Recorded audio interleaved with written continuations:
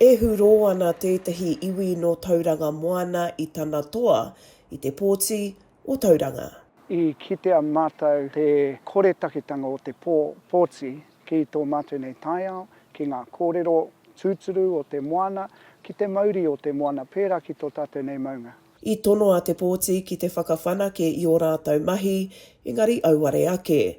Nā aha koa tērā I whakarite ake ētahi iwi hapu hoki I ngā kōrero taunaki. E ai ki te kōti taiao, he maumau wā. Nā e tautoko ana te hea mana a Ngāti Ranginui, a Charlie Rahiri, I tēnā. Kei te hari te ko te ngākau o Ngāti Ranginui, ki te whakataunga o te kaiwhakawā, o te kōti taiao. Hoi anō, e mihi ana ki tō tātou roia, kia Lara Burkhardt, me tōna kaha, kia au ki tēnei ara, kia au ki tēnei kaupapa, mō ngā kaumātua o Ngāti Ranginui. Koe rā te mea pai ki a mātou.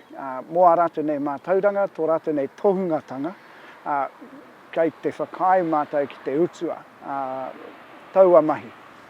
E ai ki te pōti I utua kē rātou I ngā nama mō ngā roia mō ētahi o ngā rōpū. Engari hei tā te kōti me utu rātou I ngā pūtea e ruarau e 98 mano ki ngā rōpū, nā rātou ngā mahi taunaki I whakatutuki. He oi kua rongo tēnei take I te whare miere.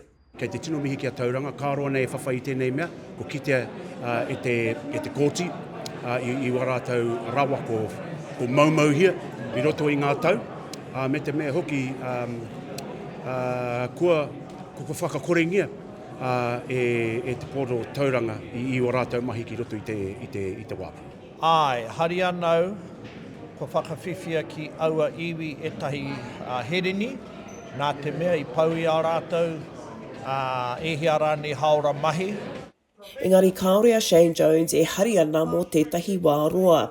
I whakahe ia ki te tono a tētahi o ngā hapu o whareroa marae me tā rātou tono pūtea ki te pōti kei te takiwā o te 335 miriona ki te whārau 50 miriona tāra mō ngā tau 35 e haere ake nei. Te take e hoha nei ahau, ko tonua Ngāti Kuku kia whakawhiwhia ki a rātou, he whārau miriona tāra.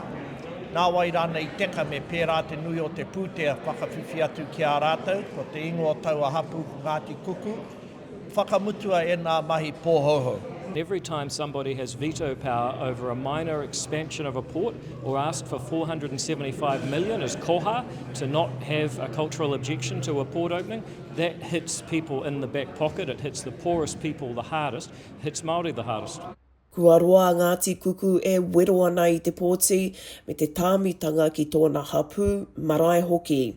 Nā I te rātou I kōrero rātou kia Aukaha News me tā rātou whakahe kia Jones. A kia tūpato e te minita, he pātai mō te minita rā, ko tōna pirangi ki te whakahe, ki te whakakahore, a te judicial system. Hoha katoa ki te era āhuatanga I whakaputaina I mai pōneke ki a mātou. Kari rātou I haere mai ki te noho tahi ki Waenganui ngā iwi me ngā hapu o Tauranga Moana. Mehe mea, ka hara mai rātou ki te whakarongo ki tō mātou nei kōrero, pūrangi aho te huarahi kei mua I a tātou. E ai ki te pōti ka utua e rātou ngā nama ki ngā iwi me ngā hapu, engari ko te inoe o ngā iwi o Tauranga Moana kia kaua a pōneke e rā wekeweke ki ngā kaupapa o te moana. Ripika timu timu, mā Aukaha.